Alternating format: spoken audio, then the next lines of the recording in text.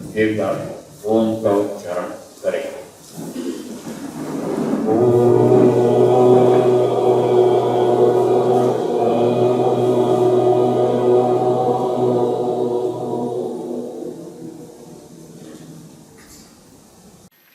योग दर्शन का अध्ययन चल रहा था। 14 सूत्र हो गए, पहले पाद के 14।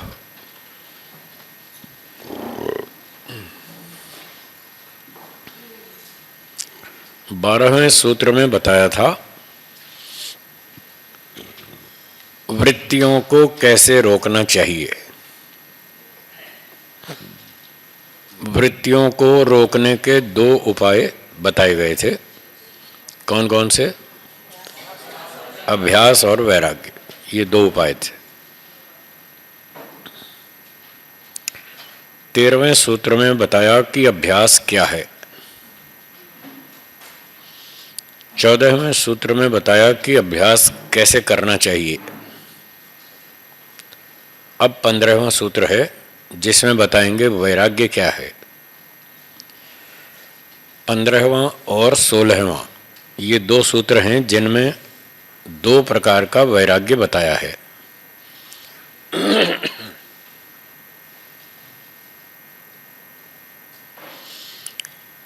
दो प्रकार की समाधि बताई गई थी, संप्रज्ञात और असंप्रज्ञात। कितने बार है? 24 कर दो, 24, 25, 24 तो कर ही दो इसको भी।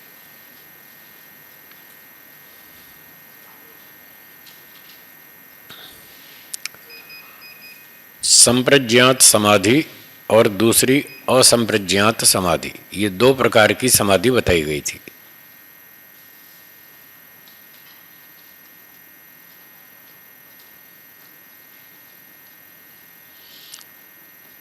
संप्रज्ञात समाधि का कारण है छोटा वैराग्य। इसको संस्कृत भाषा में अपर वैराग्य कहते हैं।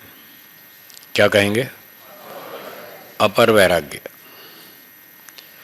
और जो असंप्रज्ञात समाधि है ये ऊंची समाधि है, इसका वैराग्य भी ऊंचे स्तर का है, उसका नाम है पर वैराग्य।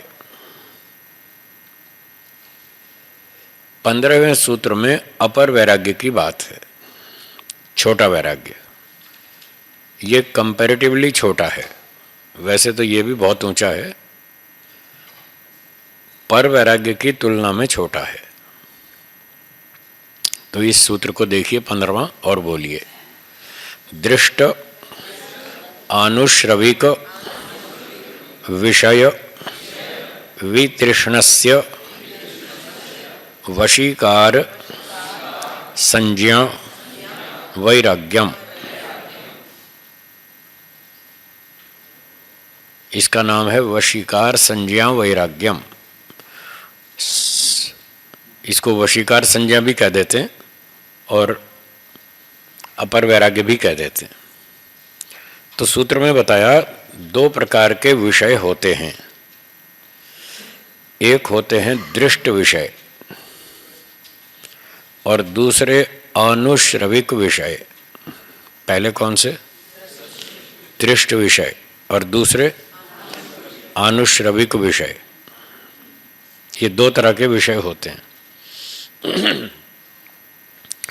दृष्ट विषय वो हैं जो हमने देख लिए, जिन विषयों का सेवन इस जीवन में हमने कर लिया अब तक, उनका नाम है दृष्ट विषय। रूप, रस, गंध, शब्द, स्पर्श, ये 5 विषय हैं और इनमें बहुत सारे हमने खा लिया, पी लिया, देख लिया, घूम लिया, सब दुनिया भर देख ली। तो जो जो हमने जीवन में अब तक देख लिया, भोग लिया, अनुभव कर लिया, उसका नाम है दृष्ट विषय। दूसरे हैं अनुश्रविक विषय। कुछ चीज़ें ऐसी हैं जो हमने अब तक भोगी नहीं, देखी नहीं, पर सुनी तो हैं। कुछ ऐसी बातें सुनी हैं कि भाई कभी सीएम बनने का मौका मिले तो सीएम की बहुत मौज होती है, सुना है ना? चीफ मिनिस्टर उसकी मौज होती है ना। आप में से कोई अब तक बना सीएम? नहीं बना ना, नहीं बना ना अभी तक। तो ये सीएम जो है अनुश्रविक विषय है। आपने वो उसका सुख भोग कर नहीं देखा, पर सुना है कि सीएम की बहुत मौज होती है। ये है अनुश्रविक विषय। तो ऐसे ही और भी बहुत सारे उदाहरण बन सकते हैं जो अब तक आपने सुख भोगे नहीं, वो है अनुश्रविक विषय का सुख। और जो भोग कर देख लिया वो है दृष्ट विषय का सुख। तो ये दो प्रकार के विषय हैं। जब व्यक्ति दृष्ट विषयों का सुख ले चुका, तो पीछे हमने बताया था कि सुखानुशयी राग। जब व्यक्ति कहीं सुख का अनुभव करता है तो फिर उसमें राग हो जाता है। तो जो जो सुख आपने अब तक भोग लिए उनमें राग हो गया, और जो अभी भोगे नहीं बस सुने हैं, सुन सुन करके भी राग हो जाता है। तो सीएम का सुख बड़ा अच्छा होता है, पीएम का सुख बड़ा अच्छा होता है। बहुत सारे लोग लाइन में लगे, अब तक उनका नंबर नहीं आया, सीएम बनने का, पीएम बनने का नंबर नहीं आया, पर वो सुन सुन के ही बड़े लालायित हैं कि हम कब सीएम बनेंगे और कब पीएम बनेंगे। कई लोग वर्षों से लाइन में लगे हैं, नंबर ही नहीं आ रहा, बहुत दुखी हैं बेचारे, क्योंकि वो चीज़ मिली नहीं ना। फिर भी उनको इच्छा तो है कि हमें ये सुख भी कभी मिले। तो यहाँ कहना ये चाहते हैं कि जो सुख भोग लिए उन सुखों को भोगने की इच्छा मन में होती है, हाँ या ना? जो भोग लिए उनकी भी इच्छा होती है, और जो अब तक नहीं भोगे उनकी भी इच्छा होती है, कभी वो भी मिल जाए तो उसका भी लाभ लेंगे, ऐसा व्यक्ति सोचता है।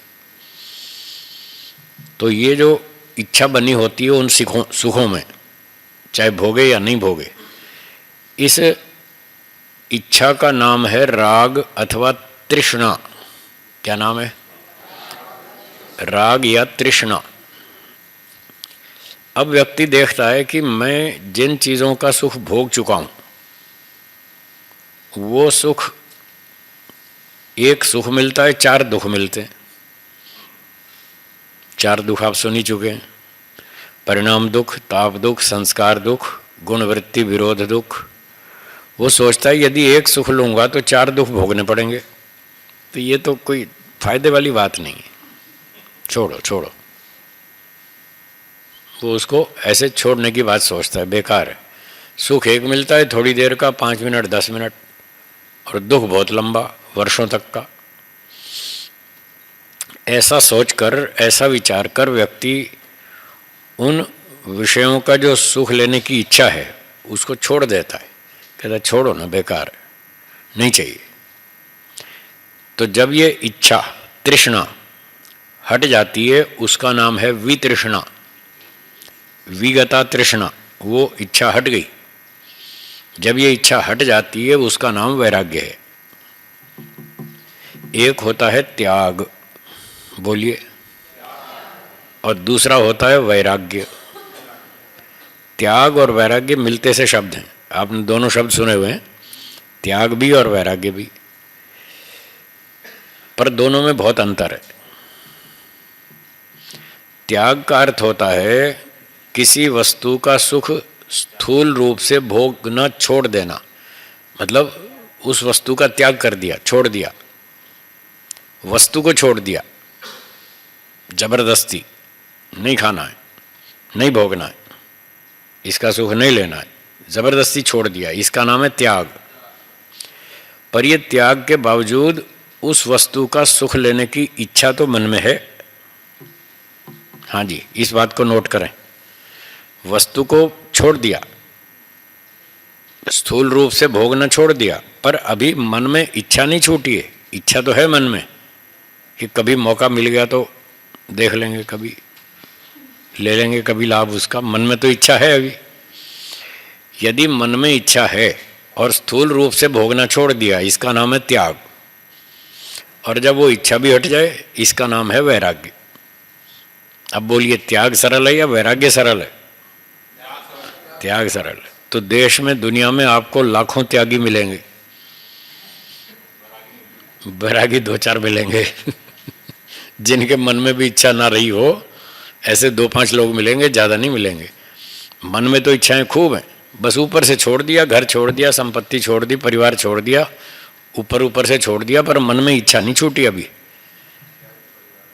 तो जब तक इच्छा नहीं छूटेगी तब तक वैराग्य नहीं है। वो इच्छा का छूटना, बस यही वैराग्य है। तो अब सूत्र के शब्द देखिए। दृष्ट आनुश्रविक विषय वितृष्णस्य, जिस व्यक्ति की दृष्ट विषयों में और आनुश्रविक विषयों में सुख लेने की जो इच्छा थी वो हट गई, वितृष्णा हो गई, अब उसका सुख नहीं चाहिए, मन में भी इच्छा नहीं रही। ऐसे व्यक्ति की वशीकार संज्ञा, वश में कर लेने की अनुभूति, वशीकार वश में कर लेना, संज्ञा का अर्थ है अनुभूति। वश में कर लेने की अनुभूति है उसको। किसको वश में कर लेने की? मन को। उसका मन उसके वश में है, उसके कंट्रोल में है, मन उसका पूरे कंट्रोल में है। जैसे कार आपके पूरे कंट्रोल में है। आप जब कार चलाते हैं तो आपके कंट्रोल में वो 80% होती है या 100%? बस 100% उसका मन उसके कंट्रोल में है, जैसे कार आपके कंट्रोल में। व्यक्ति के आत्मा के कंट्रोल में है मन और ये उसको अनुभूति है, मेरा मन मेरे कंट्रोल में, मुझे कहीं घसीट के नहीं ले जा सकता, ये उसको अनुभूति है। इसका नाम है वैराग्यम। ये है वैराग्य। तो ये अपर वैराग्य है। अब बताइए ये सरल है या कठिन है? सुख की इच्छा छोड़ देना सरल है या कठिन है? कठिन है ना। हाँ, इसलिए वैरागी लोग गिने चुने मिलेंगे, 5-25, ज़्यादा नहीं मिलेंगे। त्यागी बहुत मिलेंगे। हरिद्वार में देखो लाल बाबा वाले कपड़े कितने, लाल बाबा कितने मिलेंगे आपको। वो सब हैं। हाँ, वो सब त्यागी तो हैं, वैरागी नहीं है। वैरागी नहीं है। तो असली उपाय तो वैराग्य है। विचारों को रोकने का असली उपाय क्या है? वैराग्य। जैसे पहले उदाहरण दिया था, अच्छी मिठाई हो तो मन में विचार उठता है इसका सुख ले लें, और अगर जहरीली हो तब नहीं उठता विचार। देखो ये वैराग्य से हो गया ना। अब जहरीली मिठाई से जब आपको वैराग्य हो गया तो अब विचार नहीं उठ रहा खाने का कि इसको भी खा लें। इस तरह से वैराग्य से विचार रुक जाता है। ये था अभ्यास वैराग्य अभ्याम तन्निरोधा। अभ्यास और वैराग्य से उन विचारों को रोका जाता है। तो ये हुआ छोटा वैराग्य। ये पर वैराग्य की तुलना में छोटा है। वैसे तो ये भी बहुत ऊंचा है। एक एक विषय, रूप रस गंध शब्द स्पर्श, एक एक विषय में सुख लेने की इच्छा को छोड़ना है। 5 विषयों का सुख लेने की इच्छा को छोड़ना है। और फिर जो विषय अब तक नहीं भोगे, सिर्फ सुने हैं, उनकी इच्छा को भी छोड़ना है। वो सुख भी नहीं चाहिए जो अब तक नहीं भोगा। भारत में जैसी सड़कें हैं, जापान और लंदन में भी वैसी ही हैं या कुछ अलग टाइप की हैं? क्या अलग है? स्मूथ हो सकती हैं, वहाँ की सड़कें सपाट हो सकती हैं, स्मूथ हो सकती हैं, बाकी वही तारकोल की तो हैं। यहाँ भी वही है और वहाँ भी वही है। यहाँ भी वही पानी H2O और वहाँ भी H2O। यहाँ भी ऐसे ही मकान है, वहाँ भी ऐसे ही मकान है। अगर भारत के नगर 5, 7, 10, 20 घूम के देख लिया आपने तो फिर लंदन में भी वैसे ही है। फिर उसकी इच्छा क्या रही? जब यहीं तृप्ति नहीं हुई तो वहाँ क्या हो जाएगी? ऐसे सोचना चाहिए। तो बिना वस्तु का भोग किए भी हम अनुमान प्रमाण से समझ लेंगे, जब यहाँ तृप्ति नहीं हो रही तो वहाँ भी नहीं होगी। मुझे बहुत सारे निमंत्रण आते हैं, आज भी आया अमेरिका से कि आपका अमेरिका का वीज़ा तैयार है, हम यहाँ प्रवचन के लिए बुलाना चाहते हैं। मैंने कहा मेरे पास वीज़ा नहीं है, ना मेरी इच्छा है, ना समय है, ना वीज़ा है, मैं नहीं आऊँगा। क्या करना है? यहीं देख लिया, सारी जैसी सड़कें यहाँ हैं ऐसी अमेरिका में। बहुत साल पहले एक सज्जन मुझे बम्बई वाले सज्जन थे, वो मुझे लंदन ले गए। 4 साल तक मेरे पीछे लगे रहे कि आपको लंदन दिखाना। मैंने कहा बाबा मेरे पास टाइम नहीं है, मुझे रुचि नहीं है, मेरे पास यहीं बहुत काम है, मैं नहीं जाना चाहता। वो 4 साल तक मेरे पीछे लगे रहे। फिर एक बार वो धरना दे के बैठ गए, लाओ पासपोर्ट, आज उठूँगा नहीं जब तक पासपोर्ट नहीं दोगे। अब पासपोर्ट लेके ही जाऊंगा, फिर वीज़ा लगवाऊंगा और आपको एक बार लंदन दिखाना है। तो वो धरना दे के बैठ गए, फिर मैंने उनको दे दिया। मैंने कहा चलो 4 साल तो हो गए लटकाते हुए, कब तक लटकाएंगे एक बार देख ही आए, चलो कोई बात नहीं। तो वो मुझे ले गए, कई साल पहले की बात। तो मैं जब लंदन की ज़मीन पे उतरा, मैंने देखा अरे यहाँ तो वैसी ही सड़कें जैसी भारत में होती हैं, कोई फ़र्क तो है नहीं। मकान भी वैसे ही हैं, बाग बगीचे भी वैसे ही हैं, दुकानें भी वैसी हैं, और आदमी भी वैसे ही हैं। इनके भी 2 ही हाथ हैं, हमारे भी 2 ही थे, इनके 4 तो है नहीं। सब कुछ तो वैसा है, फिर इसमें उसमें क्या फ़र्क है। एक बार लंदन देख लिया बस समझ में आ गया, कुछ नहीं रखा है, सारी दुनिया एक जैसी।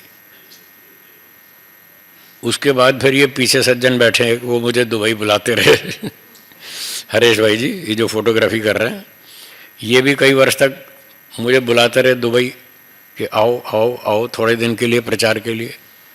तो इन्होंने बहुत आग्रह किया, तो एक बार इनके यहाँ भी हुआ है 8-10 दिन के लिए, उसके बाद कभी नहीं गया।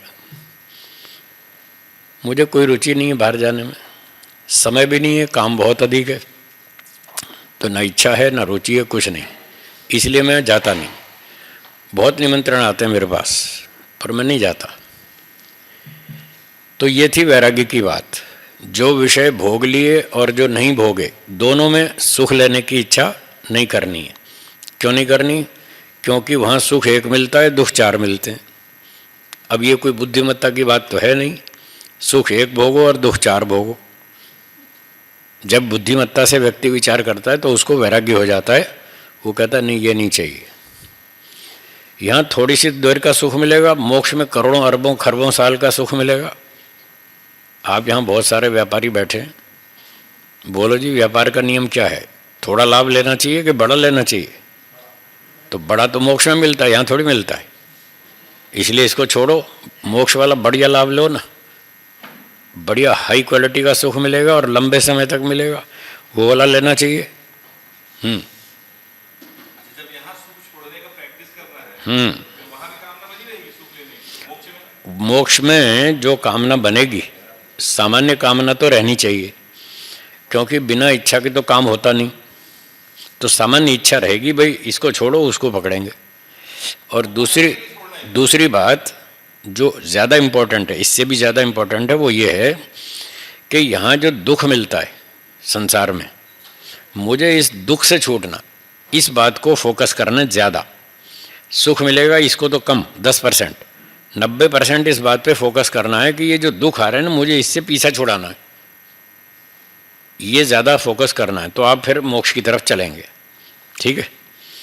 हाँ, नहीं तो उसको ज़्यादा फोकस किया तो फिर उसमें फंस जाएंगे जैसे यहाँ फंसे हैं वहाँ भी फंस जाएंगे। मोक्ष के सुख में भी राग नहीं होना चाहिए। क्या बोला, दोहराइए। यदि उसमें भी राग हो गया तो फिर फंस जाएंगे, फिर भी मोक्ष नहीं होगा। उसमें भी राग नहीं होना चाहिए, राग तो किसी में भी नहीं होना चाहिए, ईश्वर में भी नहीं, मोक्ष में भी नहीं, किसी में भी नहीं। क्योंकि महर्षि वात्स्यायन जी ने न्याय दर्शन के भाष्य में लिखा है, बंधन समाज ज्ञातो ही राग इति। पहला अध्याय, पहला आहनिक, 22वां सूत्र है, उसके भाष्य में लिखा है, बंधन समाज ज्ञातो ही राग इति। बंधन का ही दूसरा नाम राग है। यदि कहीं राग है तो फिर तो बंधन है, चाहे वो मुक्ति हो, चाहे ईश्वर हो, चाहे कुछ भी हो। वहाँ लिखा है मोक्ष में भी राग नहीं होना चाहिए। इसलिए इस बात को ज़्यादा फोकस ना करें कि मोक्ष में बहुत सुख मिलेगा, इस पर ज़्यादा ध्यान मत दीजिए। इस बात पर ज़्यादा ध्यान दीजिए कि ये जो दुख यहाँ पीछे पड़े हुए हैं, इनसे पीछा छूटेगा, इस बात पर ज़्यादा जोर लगाएं, तो फिर आप ठीक चलेंगे, तो आपको मोक्ष में राग नहीं होगा। तो ये बात थी वैराग्य की, इसका नाम अपर वैराग्य है। तो अब अपना अपना हिसाब देखिए, कितना कितना वैराग्य है, सबको अपना अपना हिसाब देखें तो पता चलेगा कि जितना वैराग्य है उतने ही विचार रुकेंगे। लोग कहते हैं साहब हम ध्यान में बैठते तो हैं पर विचार तो रुकते नहीं। अब ऐसे थोड़ी रुकेंगे, जब आप उपाय करेंगे तब तो रुकेंगे ना। उपाय है वैराग्य, और फिर रोज़ उसका अभ्यास करना। तो अपने अंदर वैराग्य को बढ़ावें। 2%, 3%, 5%, 10%, जितना आपको तत्व ज्ञान होगा, तत्व ज्ञान का मतलब जो वस्तु जैसी है उसको ठीक ठीक वैसा समझना, इसका नाम है तत्व ज्ञान, वास्तविक ज्ञान, यथार्थ ज्ञान। कुछ चीज़ों का आपको तत्व ज्ञान है, कुछ चीज़ों का आपको शाब्दिक ज्ञान है, कुछ चीज़ों में आपको भ्रांति है, मिथ्या ज्ञान है, और कुछ में संशय भी है। 4 प्रकार का ज्ञान बताया था। तो ये चारों प्रकार का ज्ञान है हमारे अंदर, आपके अंदर चारों प्रकार का ज्ञान है। तो जब तक ये तत्व ज्ञान नहीं प्राप्त होगा मुख्य मुख्य वस्तुओं में, सब में तो नहीं होगा, सबकी आवश्यकता भी नहीं है, पर मुख्य मुख्य पदार्थों के विषय में जब तक तत्व ज्ञान नहीं होगा तब तक वैराग्य नहीं होगा। तत्व ज्ञान से ही वैराग्य होता है। तो जैसे मोटी भाषा में संक्षेप में कहें तो एक ईश्वर, दूसरा आत्मा और तीसरा प्रकृति, 3 वस्तुओं के विषय में कम से कम तत्व ज्ञान होना चाहिए। और जब तक इन 3 वस्तुओं के विषय में मिथ्या ज्ञान है तब तक कोई वैराग्य नहीं होगा, कोई मोक्ष नहीं होगा, कोई वृत्ति निरोध नहीं होगा, कुछ नहीं होगा। जैसे मोटा मोटा बताऊं हम आपको कि तत्व ज्ञान कैसे होना चाहिए और कैसे सोचना चाहिए। सोचने का सही तरीका, उस सही तरीके से सोचेंगे तो आपको तत्व ज्ञान हो जाएगा। तत्व ज्ञान हो जाएगा तो वैराग्य हो जाएगा, फिर आगे का काम सरल हो जाएगा। सोचना ऐसे चाहिए। आपने अब तक जीवन में बहुत सारे काम करके देख लिए, पढ़ाई लिखाई की, डिग्रियां ली, खाया पिया, पैसे कमाए, मौज मस्ती की, बहुत कुछ कर लिया। इस सारे कार्यक्रम का अनुभव क्या निकला, सार क्या निकला? क्या कोई जड़ पदार्थ, रोटी, कपड़ा, मकान, सोना, चांदी, मोटर गाड़ी, धन संपत्ति जो भी है, ये जड़ पदार्थ क्या आपको 100% सुख देते हैं? नहीं देते ना। ये भविष्य में दे सकते हैं? नहीं दे सकते। ऐसे सोचना चाहिए। कोई भी जड़ पदार्थ आपको 100% सुख नहीं देगा। आपको कितने प्रतिशत सुख चाहिए? 50, 60, 80 या 100? बोलो 100। 100 से कम बात ही नहीं करते। ठीक बात है, सही बात है, 100 ही चाहिए ना। 100 से कम में बात बनेगी नहीं, 100% चाहिए, सही बात है। क्या जड़ पदार्थ 100% सुख देते हैं? 40 भी 30 देगा, 20 देगा, 40 देगा, बस 20, 30, 40 देगा। आपको चाहिए 100 और ये जड़ वस्तु देंगे 20, 30, 40। तो क्या इनके पीछे भागना समझदारी है? ऐसे सोचो तो आपकी इच्छा कम हो जाएगी। क्या भागना, हमें 100% चाहिए, देते ही नहीं, इनके पीछे क्या भागना। ऐसे विचार करेंगे तो आपको इन चीज़ों से वैराग्य हो जाएगा।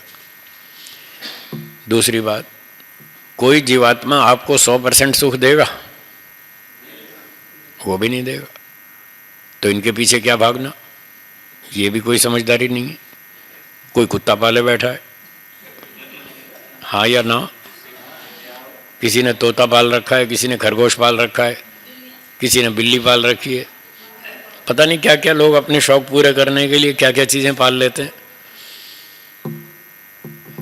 वो इसलिए नहीं पालते कि हमें इनको सुख देना है, वो इसलिए पालते हैं हमें इनसे सुख लेना है।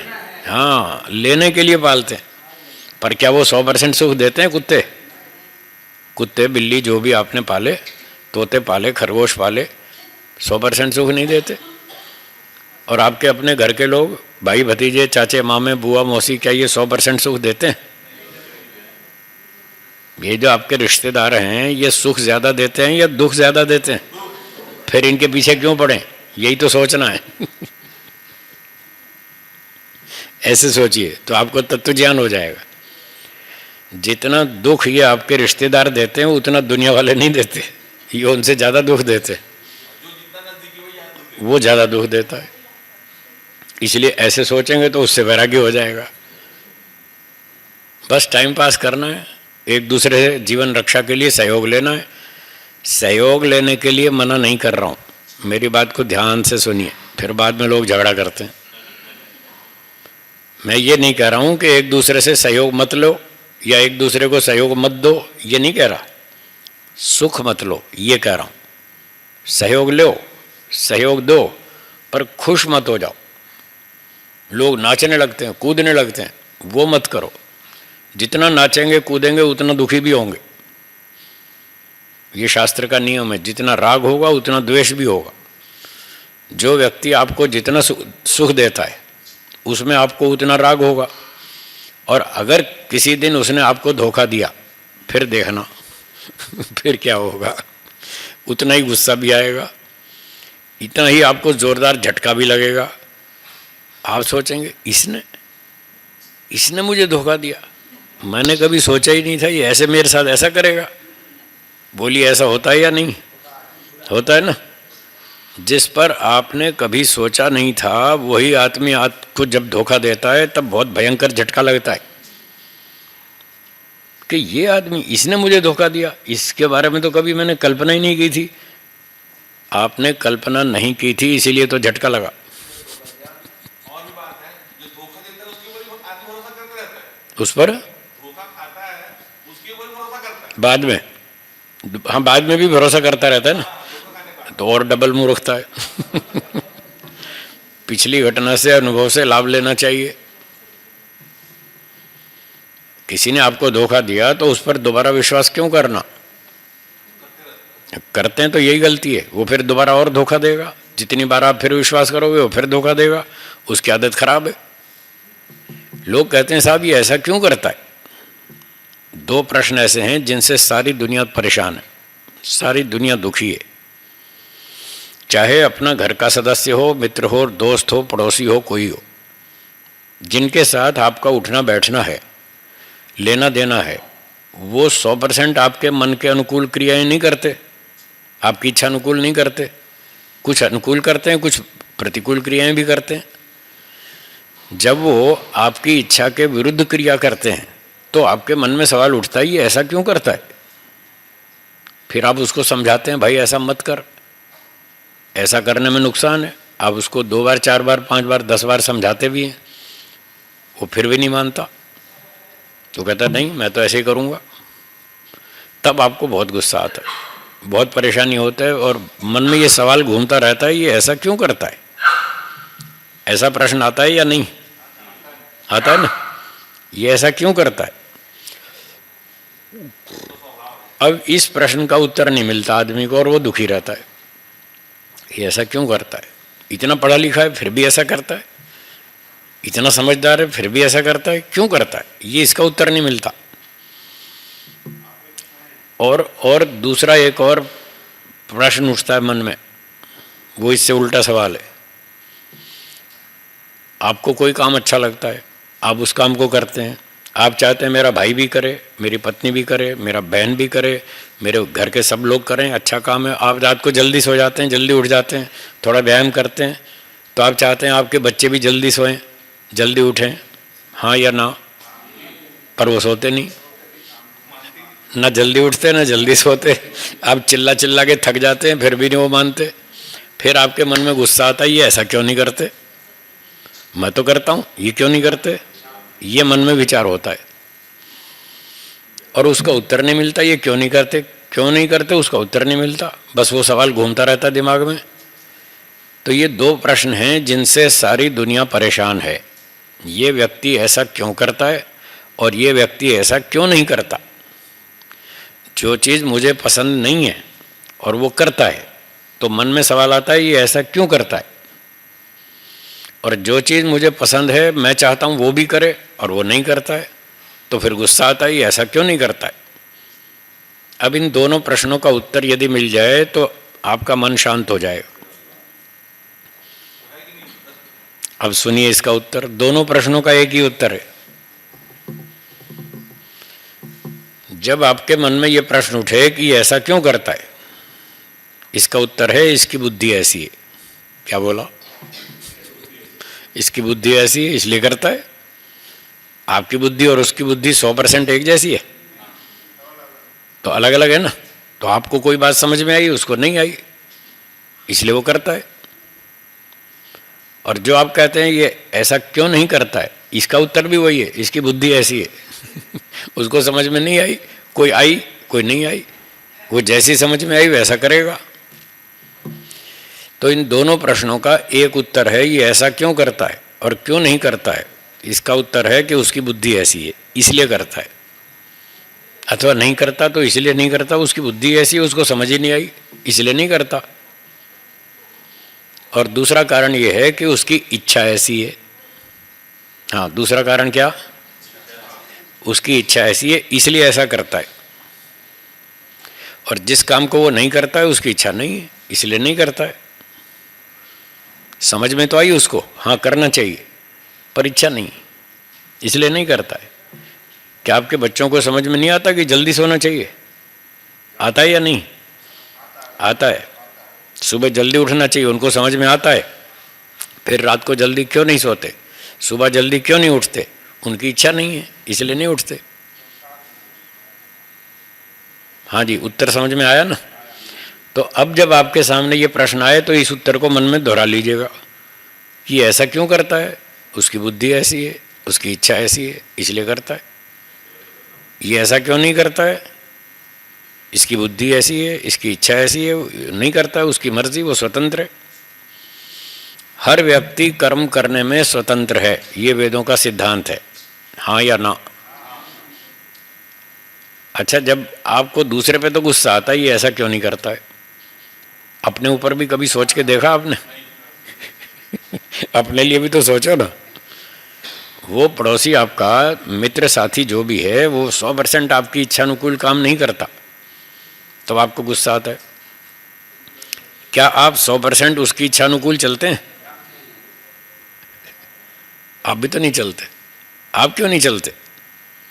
आपकी बुद्धि ऐसी है, आपकी इच्छा ऐसी है, इसलिए आप नहीं करते। तो बात दोनों तरफ बराबर है। जैसे वो है ऐसे आप हैं। आप भी तो 100% दूसरे की इच्छा के अनुकूल कार्य नहीं करते, वो कैसे कर लेगा? दोनों एक जैसे हैं। तो इसलिए दुखी ना हो। दूसरा व्यक्ति आपकी इच्छा अनुकूल कार्य नहीं करता तो दुखी ना हो। उसका समाधान यही है कि जैसी उसकी इच्छा है, जैसी बुद्धि है, जैसे संस्कार हैं, वो वैसा ही करेगा। बस, उससे ज़्यादा उम्मीद क्यों रखना? ये उम्मीद ही दुख का कारण है। जो हम एक्सपेक्टेशन रखते हैं, इसको ऐसा करना चाहिए, इसको ऐसा करना चाहिए, वो जो हमारी एक्सपेक्टेशन है वही दुख का कारण है। जितनी एक्सपेक्टेशन ज़्यादा रखेंगे उतना दुख बढ़ेगा, और जितनी एक्सपेक्टेशन कम रखेंगे उतना ही आपका सुख बढ़ेगा, दुख कम हो जाएगा। अपनी सुरक्षा करो। पिटने के लिए नहीं बैठे हम, पिटने के लिए पैदा नहीं हुए। अपनी रक्षा पूरी करो, पर उससे ज़्यादा उम्मीद मत रखो कि ये मेरी बात सुनेगा, मेरी बात मानेगा। वो नहीं मानेगा। थोड़ा नेगेटिव भी सोचो। लोग कहते हैं पॉजिटिव थिंकिंग करो, मैं कहता हूँ हाँ ठीक है, पर कुछ नेगेटिव भी करो, 100% पॉजिटिव नहीं। अपने लिए 100% पॉजिटिव रखो। मैं ये काम कर सकता हूँ, मैं कर लूँगा। अपने ऊपर पूरा कॉन्फिडेंस होना चाहिए, हाँ मैं ये काम कर सकता हूँ। तो वो भी कॉन्फिडेंस वहाँ तक रखना है जितनी आपकी क्षमता हो, जितनी कैपेसिटी हो। ये नहीं कि हवा में उड़ रहे हैं शेख चिल्ली की तरह, हाँ मैं ये कर लूँगा, मैं वो कर लूँगा। क्षमता तो है नहीं और खाम खा हवाई किले बना रहे हैं, वो भी फेल हो जाएगा। जितनी क्षमता हो उतनी सीमा तक अपने ऊपर पूरा आत्मविश्वास रखें, हाँ मैं ये काम कर लूँगा। अपने ऊपर 100% रखें, दूसरे पे 100% नहीं, क्योंकि दूसरा व्यक्ति 100% आपके इच्छानुकूल कार्य नहीं करेगा। कोई भी हो, A to Z, कोई भी नहीं करेगा 100%।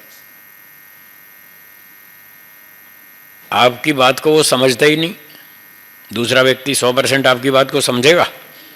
जब समझेगा ही नहीं तो कैसे करेगा वो? हैं? हाँ नहीं करते ना, इसीलिए कह रहा हूँ। खुद तो चलो जो करेंगे अपना किया धरा हमारे ऊपर ही है, खुद का तो हम समझ लेंगे, पर दूसरे का तो हमको सहन नहीं हो रहा ना। तकलीफ वहाँ पर है। दूसरे का सहन नहीं होता, अपना तो ऊंचा नीचा हो जाता है।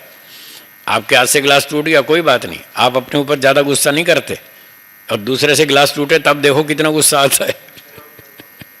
दूसरे की गलती सहन नहीं होती, अपनी तो हम ऐसे ऐसे एडजस्ट कर लेते हैं। तो बात तो यह है कि जब दूसरा व्यक्ति उल्टा सीधा काम करे, आपकी इच्छा के विरुद्ध काम करे, तब भी दुखी नहीं होना, तब भी अपने आप को मस्त रखना है, कंट्रोल में रखना है, परेशान नहीं होना। उसका समाधान ये है कि उसकी जैसी बुद्धि है वो वैसा ही करेगा, उसकी जैसी इच्छा है वो वैसा करेगा। अगर आप पे हमला करता हो तो अपना बचाव करो, ये ठीक है। ठीक है जी, हो गई बात क्लियर? तो इस तरह से सोचें। तो हम क्या बात चला रहे थे कि कोई भी व्यक्ति 100% आपको सुख नहीं देगा, तो उसके पीछे भागने से भी कोई मतलब नहीं है, कोई लाभ नहीं है। तो प्रकृति का कोई पदार्थ आपको 100% सुख नहीं देगा, एक बात ये हुई। और जीवात्माओं में कोई भी जीवात्मा 100% आपको सुख नहीं देगा, ये दूसरी बात हो गई। अब तीसरी बात है ईश्वर की। क्या ईश्वर 100% सुख दे सकता है? दे सकता है ना। और आपको कितना चाहिए? 100%। तो उसके पीछे पड़ो, ऐसे सोचो, फिर आपको संसार से वैराग्य हो जाएगा और ईश्वर में रुचि हो जाएगी। ऐसे करना है, ऐसे हमारा तत्व ज्ञान होगा, ऐसे वैराग्य होगा, फिर ऐसे आगे गाड़ी चलेगी। इस तरह से करना चाहिए। ईश्वर में राग होना चाहिए? नहीं, राग नहीं होना चाहिए, रुचि होनी चाहिए। राग और रुचि में फर्क है। राग का कारण अविद्या है। क्या बोला? राग का कारण अविद्या है, रुचि का कारण तत्व ज्ञान है। रुचि तो होनी चाहिए, रुचि नहीं होगी तो काम ही नहीं करेंगे। रुचि होनी चाहिए, ईश्वर में रुचि होनी चाहिए, आकर्षण होना चाहिए, राग नहीं। हाँ जी।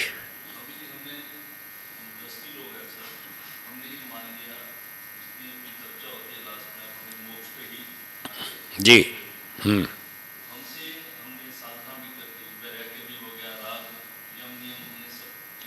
ठीक है, ठीक है।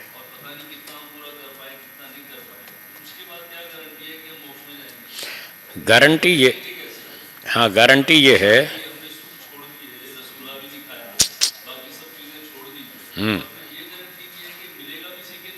ठीक ठीक बात, बिल्कुल सही प्रश्न है आपका। इसका उत्तर सुनिए। आप अपने बच्चे को, पोते को सिखाते हैं, 4 साल के बच्चे को ये सिखाते हैं, पोते को, बोलो बेटा मैं डॉक्टर बनूंगा। वो कहता है ठीक है दादाजी मैं डॉक्टर बनूंगा। दूसरे बच्चे को कहा हाँ बेटा तुम बोलो मैं इंजीनियर बनूंगा। वो कहता मैं इंजीनियर बनूंगा। अगर वही बच्चा आपसे ये सवाल करे क्या गारंटी है मैं डॉक्टर बनूंगा, तो आप क्या उत्तर देंगे? क्या हम झूठ बोल रहे हैं, हम पे भरोसा नहीं है तुमको? आप यही तो कहेंगे ना, हम पे तुमको भरोसा नहीं है, हमको झूठ बोल रहे हैं। जब हम कह रहे हैं तुम मेहनत करोगे तो डॉक्टर बनोगे, तो तुमको हम पर विश्वास करना चाहिए। आप यही तो उत्तर देंगे ना, देंगे ना। तो यही बात हमने ऋषियों से कही कि जी आप कह रहे हो पतंजलि महाराज ये कह रहे हैं कि ये वैराग्य प्राप्त करो, रसगुल्ला छोड़ो, फलाने का सुख छोड़ो, ये चीज़ छोड़ो, वो छोड़ो। हमने भी कहा कि हमको फिर मोक्ष मिलेगा, इसकी क्या गारंटी? तो पतंजलि महाराज ने कहा अच्छा हम झूठ बोल रहे हैं, तुमको हम पे भरोसा नहीं है। ये उनका उत्तर है। जैसे आप अपने पोते को कहते हैं, वो हमको यही तो कह रहे हैं, हम झूठ बोल रहे हैं, क्या तुमको हम पे भरोसा नहीं है? अगर भरोसा नहीं करोगे तो आगे कैसे चलोगे? वो जो आपका बेटा है, पोता है, 4 साल का 5 साल का बच्चा, वो आप पे भरोसा करता है, आप पे विश्वास करता है कि दादाजी ठीक कह रहे हैं, हाँ हाँ बिल्कुल डॉक्टर बन जाऊंगा, मैं इंजीनियर बन जाऊंगा, जैसे मुझे कहेंगे मैं ऐसा करूंगा, मैं गारंटी से बन जाऊंगा। वो विश्वास रख के चलता है, वो डॉक्टर बन जाता है, वो इंजीनियर बन जाता है, वो पायलट बन जाता है। तो हमको भी इन ऋषियों पे विश्वास करना पड़ेगा। नहीं करेंगे तो बैठे रहो, खाते रहो, पीते रहो, अगला जन्म लेते रहो और दुख भोगते रहो, और हर बार स्कूल जाते रहो, LKG में बैठो, 1 2 3 4 ABCD फिर सीखना पड़ेगा। है जी, 1 करोड़ में 1। उत्तर समझ में आया? मुश्किल से 1 करोड़ में 1 व्यक्ति मोक्ष में जाता है। अभी 700 करोड़ हैं इस धरती पे, 700-800 करोड़ व्यक्ति हैं। 700-800 भी अभी तो नहीं दिख रहे मुझे, तो इससे भी कम ही दिख रहे हैं। अभी तो 5-7-10 भी नहीं दिख रहे जो मोक्ष की तैयारी कर चुके हों। सारी धरती पे कह रहा हूँ, भारत की नहीं, सारी धरती पे अभी 10 लोग मुझे नहीं दिख रहे जिनकी योग्यता बन चुकी हो मोक्ष की। अभी 10 लोग भी नहीं दिख रहे। हाँ पता कैसे चलेगा वो सुन लो। हाँ पता ऐसे चलेगा, इसी से पता चलेगा जो सूत्र कह रहा है। जो सूत्र कह रहा है इसी सूत्र से पता चलेगा। सूत्र क्या कह रहा है? जब तक आपको वैराग्य नहीं है तब तक वृत्ति निरोध नहीं होगा। अभ्यास वैराग्याभ्याम तन्निरोध, ये सूत्र आपने पढ़ लिया ना। अभ्यास और वैराग्य से वृत्तियों का निरोध होगा। वृत्ति निरोध होगा तो समाधि होगी, समाधि होगी तो अविद्या का नाश होगा, अविद्या का नाश होगा तो मोक्ष होगा। इसके बिना मोक्ष नहीं होगा। तो सूत्र कह रहा है जब तक आपके मन में राग है, इच्छा है संसार का सुख भोगने की, तब तक मोक्ष नहीं होगा। सरल भाषा में ये समझ लीजिए, जब तक हमारे मन में संसार का सुख भोगने की इच्छाएं बची हुई हैं तब तक मोक्ष नहीं होगा। अब ये हर आदमी अपना अपना परीक्षण निरीक्षण कर ले, उसके मन में संसार का सुख भोगने की इच्छाएं हैं या नहीं हैं, ये अपना अपना परीक्षण कर लीजिए। आपको क्या लगता है सांसारिक सुख भोगने की इच्छाएं हैं या खत्म होगी? है ना? तो अपनी इच्छाओं का परीक्षण करते रहिए, देखते रहिए हमारी इच्छाएं बढ़ रही हैं या घट रही हैं। यदि इच्छाएं बढ़ती जा रही हैं तो समझो मोक्ष से दूर जा रहे हैं, उल्टे रास्ते पे जा रहे हैं। अगर इच्छाएं घट रही हैं तो समझो मोक्ष की तरफ बढ़ रहे हैं, मोक्ष पास में ही नज़दीक है। और जिस दिन सारी इच्छाएं खत्म हो जाएंगी, रूप रस गंध शब्द स्पर्श सारी इच्छाएं खत्म हो जाएंगी, तब समझ लीजिए कि हाँ अब मोक्ष हो जाएगा। ये है मोक्ष की पहचान। हर व्यक्ति स्वयं अपना परीक्षण कर ले, उसको पता चल जाएगा मेरा मोक्ष कितनी दूर है, उसको पता चल जाएगा। तो ये थी बात अपर वैराग्य की। बोलिए।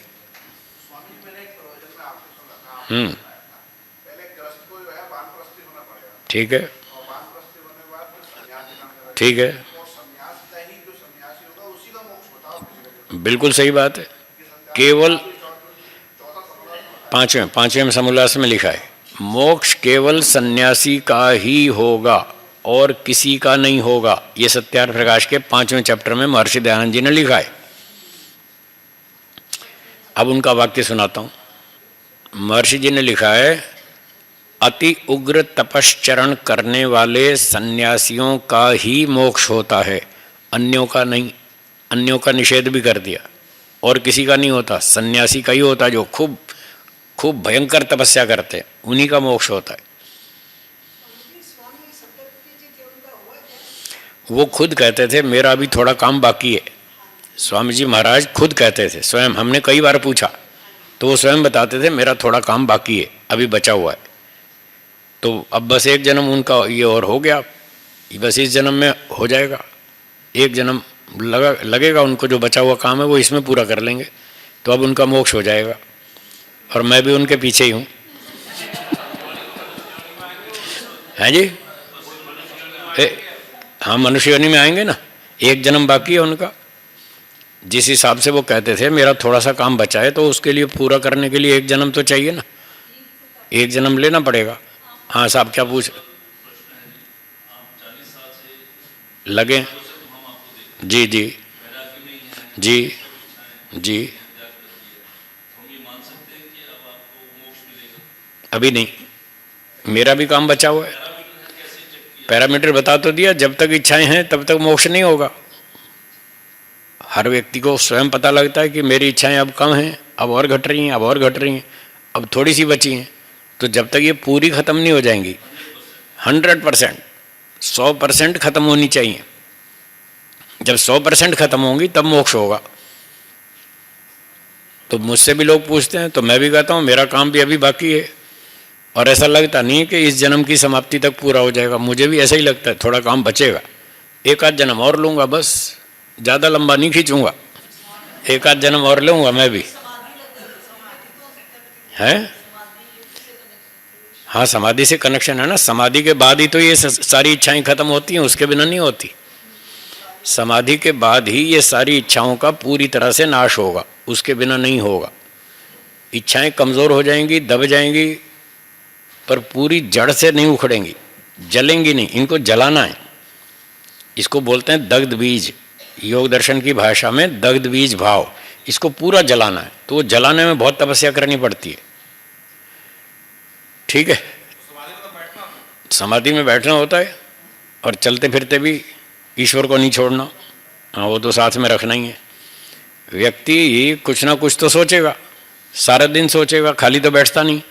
या तो संसार की बात सोचेगा या ईश्वर की बात सोचेगा। तो जो योगाभ्यासी होता है उसको बस सारे दिन दो ही बात सोचनी है। जो अपना खाना पीना पढ़ना लिखना कर लिया वो तो ठीक है, उसके अलावा जब हल्के फुल्के काम होते हैं ना, सैर कर रहे हैं, कपड़ा धो रहे हैं, स्नान कर रहे हैं, व्यायाम कर रहे हैं, झाड़ू लगा रहे हैं, तो ये मोटे छोटे काम जब करते हैं तो दिमाग में कुछ ना कुछ तो चलता ही रहता है। तो उस योगाभ्यासी के दिमाग में दो बात चलती हैं सिर्फ। एक तो ये चलती है, ये संसार दुखदायक है, क्या बोला, दोहराइए, और ईश्वर सुखदायक है। ये दो बात उसके दिमाग में चलती रहती हैं। सांसारिक व्यक्ति के दिमाग में ये चलती है कि संसार बहुत सुखदायक है और ईश्वर तो याद ही नहीं आता, बस संसार ही रहता है पूरे दिन में। तो योगाभ्यासी ये 17 घंटे ये काम करता है। योगाभ्यास 17 घंटे होता है, 2 घंटे नहीं होता। कल परसों भी बताया था ना, सारा दिन मन में कोई ना कोई विचार चलता रहता है, व्यक्ति किसी न किसी वस्तु में आकर्षित होता रहता है, कहीं ना कहीं उसका अट्रैक्शन बना रहता है। यदि संसार में अट्रैक्शन बना है तो अभी और टाइम लगेगा उसको, और ईश्वर में अट्रैक्शन है तो फिर ठीक है, वो सही दिशा में जा रहा है। तो सारा दिन भर ये अभ्यास करना पड़ता है, तब धीरे धीरे जाके वो संस्कार खत्म होते हैं, अविद्या हटती है। लंबा काम है, कोई बात नहीं, करेंगे, कठिन है तो क्या हुआ, और बहुत सारे कठिन काम हैं वो भी कर रहे हैं, ये भी कठिन है, इसको भी करेंगे, दूसरा कोई रास्ता नहीं है और कोई उपाय नहीं है। वेद से बढ़िया कोई पुस्तक नहीं है, ऋषियों से बढ़िया कोई व्याख्याता नहीं है, बस वेद और ऋषि, ये दो चीज़ पकड़ लीजिए, बेड़ा पार। संन्यास की कंडीशन है, पढ़ लिख करके पहले तो शास्त्रों का अध्ययन करें।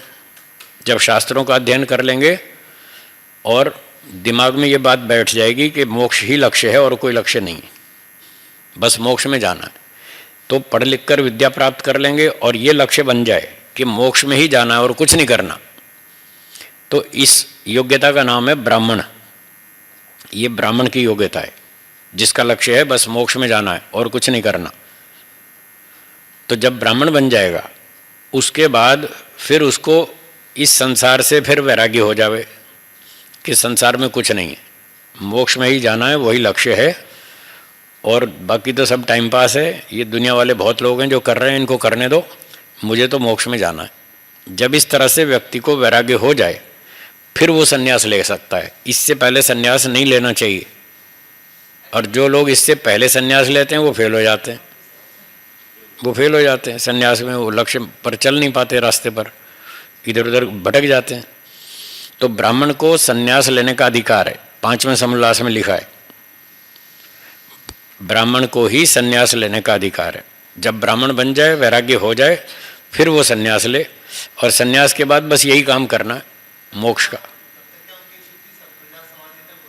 नहीं ना, जब तक वैराग्य नहीं होगा समाधि नहीं होगी, और वैराग्य होने पर फिर वो व्यक्ति सन्यास लेगा और फिर इसी काम में लगा रहेगा, फिर समाधि होगी। इस अपर वैराग्य से संप्रज्ञात समाधि होगी। और अब दूसरा वैराग्य देखिए, इससे अगला सूत्र 16वां देखिए, ये पर वैराग्य है। बोलिए, तत्परम पुरुष ख्यातेर गुण वै तृष्ण्यम, ये है पर वैराग्य। तत्परम, वह ऊंचा वैराग्य है। ऊंचे वैराग्य में क्या होता है, थोड़ा इसको पीछे वाली बात को थोड़ा और क्लियर कर दूं। जब अपर वैराग्य होता है दृष्टानुश्रविक वाला, तब उससे संप्रज्ञात समाधि शुरू होती है, क्योंकि वैराग्य से समाधि होती है, अभ्यास वैराग्याभ्याम तन्निरोधा। तो इस अपर वैराग्य से संप्रज्ञात समाधि होती है। संप्रज्ञात समाधि में हमें प्राकृतिक वस्तुओं की आंतरिक अनुभूतियाँ होती हैं, पंचमहाभूत की, 5 तन्मात्राओं की, मन की, बुद्धि की, इंद्रियों की, ये जो सूक्ष्म तत्व हैं प्रकृति के, इनकी अनुभूतियाँ होती हैं अंदर मन के माध्यम से, चित्त के माध्यम से। तो ये हो गई संप्रज्ञात समाधि। और इसी में आगे चलकर फिर अपनी आप की आत्मा की अनुभूति होती है संप्रज्ञात समाधि में। इसके 4 विभाग हैं संप्रज्ञात के, आगे 17वें सूत्र में है। पुस्तक आपके पास है, देखिए 17वां सूत्र है क्या, लिखा हुआ है ना? हाँ बोलिए, वितर्क, विचार, आनंद, अस्मिता, रूपानुगमात संप्रज्ञातः, ये संप्रज्ञात समाधि है जिसके चार भाग हैं, चार भेद हैं। वितर्क, विचार, आनंद, अस्मिता। वितर्क में पंचमहाभूतों की अनुभूति होती है। विचार समाधि में 5 तन्मात्राओं की अनुभूति होती है। आनंद समाधि में मन, इंद्रियां, बुद्धि, इन पदार्थों की अनुभूति होती है। और अस्मिता समाधि में जीवात्मा की खुद की अनुभूति होती है। यहाँ तक प्रकृति और जीव, ये 2 चीज़ों का साक्षात्कार इन संप्रज्ञात समाधियों में पूरा हो जाता है। अब बच गया केवल ईश्वर, उसकी अनुभूति असंप्रज्ञात समाधि में होती है जो आगे है।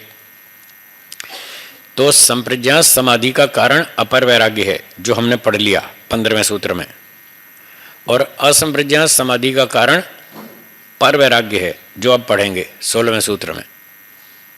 तो जब संप्रज्ञात समाधि होती है तब चित्त में पूरा नियंत्रण होता है, सत्वगुण पूरा प्रबल होता है। चित्त की जो 5 अवस्थाएं बताई थी उसमें चौथी अवस्था कौन सी थी? एकाग्र। उस एकाग्र अवस्था में मन के ऊपर पूरा कंट्रोल होता है और वशीकार संज्ञा, मन मेरा वश में है, ये पूरी अनुभूति होती है 100%। और व्यक्ति उस मन की सहायता से ये सब चीज़ों का अनुभव कर लेता है आत्मा तक। तो जब सत्वगुण मन में प्रबल होता है उसके कारण उसको सुख मिलता है, अंदर से सुख मिलता है। ये इंद्रियों वाला तो बाहर का सुख है, वो तो छोड़ दिया, उससे तो वैराग्य हो गया, नहीं चाहिए। फिर उसको अंदर से सुख मिलता है सत्वगुण से। ये संप्रज्ञात समाधि है। संप्रज्ञात समाधि में इतना सुख अनुभव करने के बाद ये भी प्रकृति का है, सत्वगुण का है। फिर व्यक्ति सोचता है कि यदि मैं प्रकृति का ही सुख लेता रहा, सत्व का ही सुख लेता रहा, तो मेरा मोक्ष तो होगा ही नहीं, मुझे तो मोक्ष में जाना है। ये तो अभी आधे रास्ते पे लटके हुए हैं, इससे और आगे बढ़ना है। इसलिए वो क्या करता है कि आगे मोक्ष तक कैसे जाऊंगा, तो फिर वेदों को पढ़ता है, शास्त्रों को पढ़ता है, तो पता चलता है कि मोक्ष तो ईश्वर के कंट्रोल में, वो तो ईश्वर के अधिकार में। अब मुझे मोक्ष में जाना है तो ईश्वर से मोक्ष मांगना पड़ेगा, उसके पास जाना पड़ेगा, उससे प्रार्थना करनी पड़ेगी, तब तो ईश्वर मोक्ष देगा। आपको मिठाई चाहिए तो कौन सी दुकान पर जाएंगे? मिठाई की, हलवाई की दुकान पर जाएंगे, वहाँ मिठाई मिलेगी। कपड़ा चाहिए तो कौन सी दुकान पर जाएंगे? कपड़े की। और मोक्ष चाहिए तो कौन सी दुकान पर जाएंगे? ईश्वर की। तो फिर वो उसने देखा भाई शास्त्रों में लिखा है कि ईश्वर मोक्ष देगा, तो चलो फिर ईश्वर के पास चलते हैं। अब सूत्र में लिखा है तत्परम पुरुष ख्याते, उसको पुरुष का ज्ञान हो गया। पुरुष का अर्थ है यहाँ पर ईश्वर। तो शास्त्रों को पढ़ा, शब्द प्रमाण से उसको ज्ञान हो गया कि ईश्वर मोक्ष देगा। अभी आप पूछ रहे थे ना कि हम कैसे विश्वास करें कि आगे मोक्ष मिलेगा। शब्द प्रमाण पे विश्वास करना पड़ेगा, वेदों पर विश्वास करना पड़ेगा, ऋषियों पर विश्वास करना पड़ेगा। उन्होंने बताया मोक्ष ईश्वर देगा, ईश्वर के पास जाओ और ये प्रकृति का सुख छोड़ो। यदि ये प्रकृति का सत्वगुण का सुख लेते रहे संप्रज्ञात समाधि में भी, अगर यही सुख लेते रहे तो फिर आगे फिर इसके संस्कार बनेंगे और इसके संस्कार फिर आपको फिर अगला जन्म उत्पन्न कर देंगे, क्योंकि आपको तो सत्वगुण का सुख लेना है। और वो सत्वगुण का सुख बिना शरीर के कैसे मिलेगा? आप लोग को सुख मिलता होगा संप्रज्ञात? मिलता है ना। फिर आगे तो सुनिए, तो वो कह रहे हैं यदि यही सुख लेते रहे तो फिर फंस जाएंगे, फिर अगला जन्म होगा, फिर बंधन में आना पड़ेगा। तो ये सत्वगुण का सुख छोड़ो, इसको भी छोड़ो। तो सूत्र का शब्द देखिए, गुण वै तृष्ण्यम। ये सत्वगुण का जो सुख है इसमें भी वै तृष्ण्यम, इसकी इच्छा भी छोड़ो।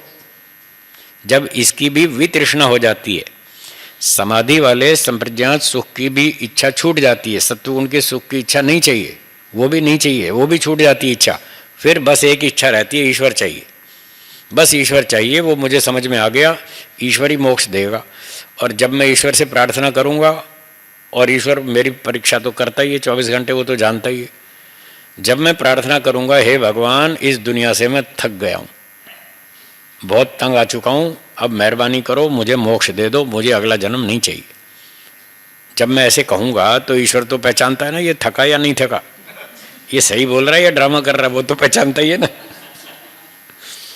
आदमी दुखी होता है तो ये कहता है मुझे उठा ले, ये तो खाली नाटक है, उठा ले। एक लकड़हारा था, हमारे गुरुजी कहानी सुनाते थे, वो क्या थी कथा, 1 मिनट की कथा है। एक बूढ़ा लकड़हारा था बेचारा, जंगल जाके रोज लकड़ी काटता और फिर बाजार में बेचता और जैसे तैसे टाइम पास करता था। तो रोज लकड़ी लावे, रोज बेचे। एक दिन उसने सोचा कि भाई एक दिन तो छुट्टी होनी चाहिए कम से कम, रोज की रोज मुझे धक्का खाना पड़ता है।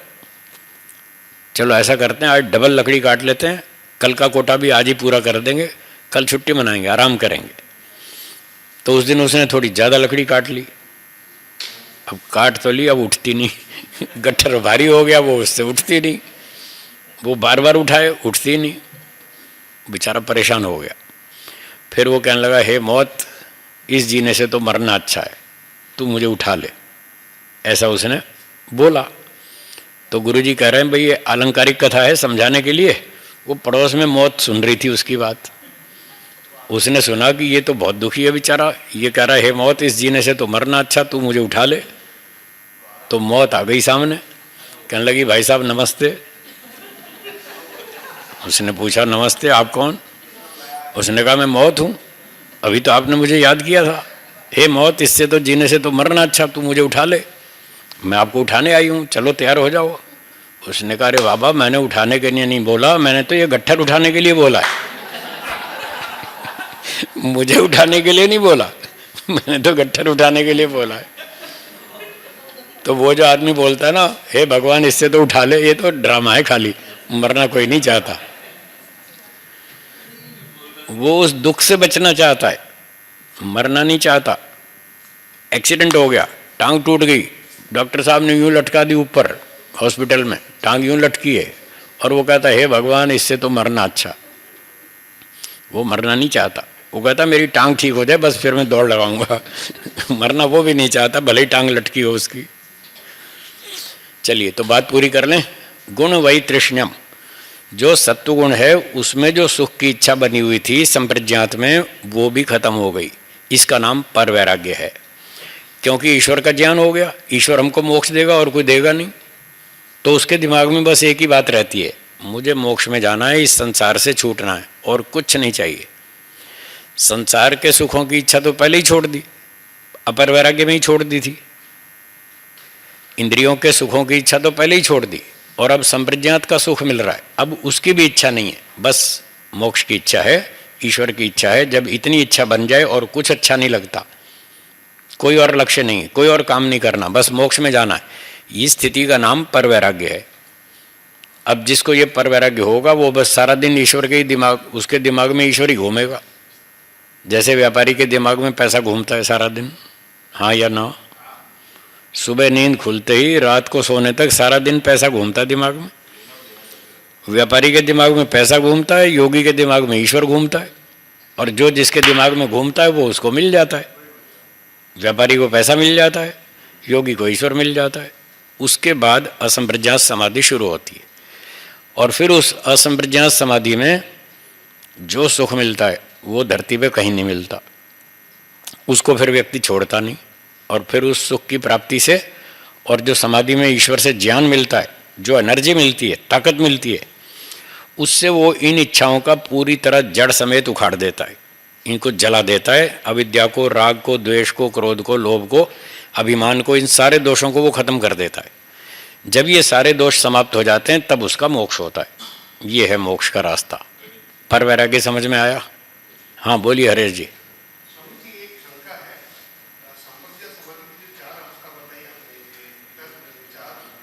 आनंद, अस्मिता,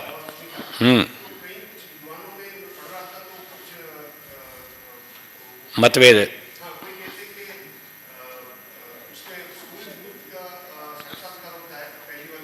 पहली में किसका?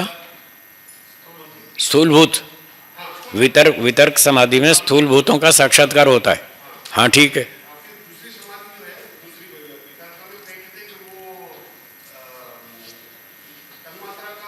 विचार में ना कोई तन्मात्राओं का कहता है, हाँ तो इंद्रियां सूक्ष्म है, तन्मात्राएं स्थूल हैं। और जो भी कोई कहता है हम उसकी बात नहीं मानते, हम तो ऋषियों की मानते हैं। भोज वृत्ति ऋषि नहीं है। भोज जो है व्याख्याकार वो ऋषि नहीं है। हाँ, व्यास जी जो वो ऋषि है। अजमेर में बहुत साल पहले मैंने ऐसे योग शिविर चलाया, हमारे गुरुजी भी थे, हम भी उनके साथ गए थे, तो हमने वहाँ योग शिविर चलाया 10 दिन। तो वहाँ पर डीएवी कॉलेज के एक प्रोफेसर आते थे जो वहाँ पर दर्शन पढ़ाते थे, योग दर्शन आदि आदि कई चीज़ें पढ़ाते थे। तो हमने 10 दिन वहाँ शिविर लगाया, तो ये योग दर्शन की क्लास में ही लेता था। तो आखिरी दिन जब समापन था तो सब अपना अपना वो 5-7 लोग कुछ अपना फीडबैक सुना रहे थे कि हमें शिविर में कैसा लगा।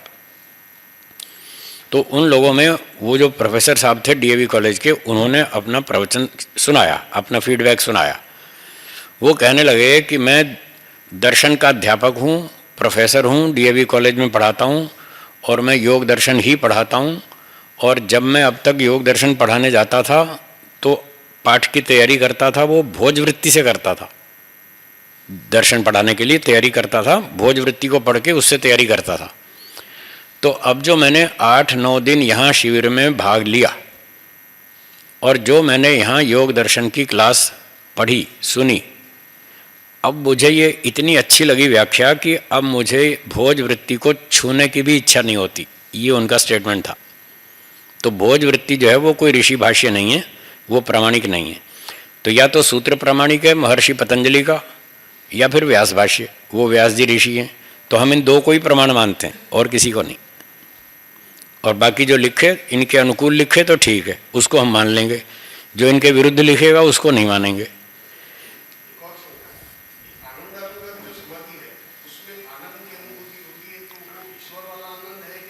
प्रकृति वाला, प्रकृति का आनंद है। ये चारों समाधियों में प्रकृति का आनंद है। वितर्क, विचार, आनंद, अस्मिता, इन चारों में प्रकृति के सत्व गुण का सुख है। ईश्वर का भी शुरू नहीं हुआ, वो तो असंप्रज्ञात समाधि में होगा। असंप्रज्ञात में जब ईश्वर की अनुभूति होगी तब ईश्वर का आनंद मिलेगा, उससे पहले तो सत्व गुण का है। इसीलिए परवैराग्य में कहा कि गुण वैतृष्ण्यम, उस सत्व गुण का जो सुख मिल रहा है उसको भी छोड़ो।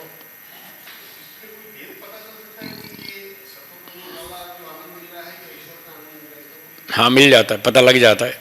हाँ, जैसे डॉक्टर को पता लगता है इसको क्या बीमारी है, सबको पता नहीं चलता, डॉक्टर को पता चलता है ना इस रोगी को क्या कष्ट है।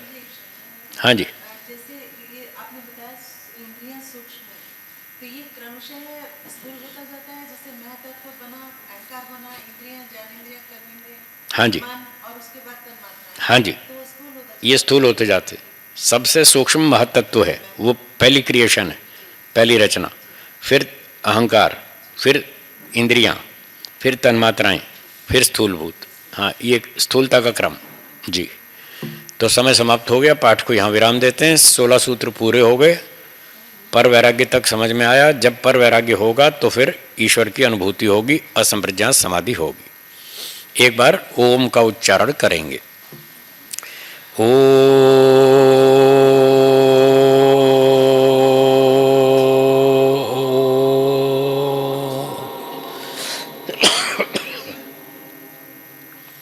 सर्वेभ्यो नमः।